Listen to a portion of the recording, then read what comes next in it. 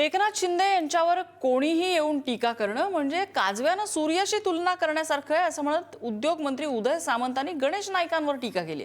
गणेश नाईक कुठल्या शर्यतीमध्ये होते हे गौण असल्याचंही सामंतांनी म्हटलंय। एकनाथ शिंदे यांचं एनडीए मध्ये 3 नंबरचं स्थान असल्याचं उदय सामंतांनी म्हटलंय। एकनाथ शिंदेंवर टीका करणाऱ्यांपैकी अनेकांच्या नातेवाईकांचा पराभव झाल्याची आठवणही सामंतांनी करून दिली आहे।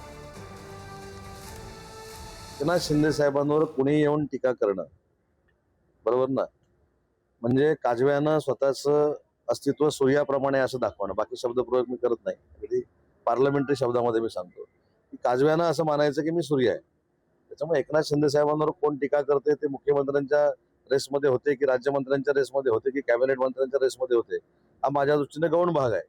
परंतु एकनाथ शिंदे साहेबांचं कर्तृत्व हे एनडीएचे 3 नंबरचे नेते म्हणून आहे। त्यावेळी जिल्ह्यातलं एखादं कुठचं तरी नेतृत्व शिंदे साहेबांवर टीका करतं म्हणजे त्यांच्या अस्तित्वाला धोका आहे असं जर कोणाला वाटत असेल, हा बालिशपणा आहे।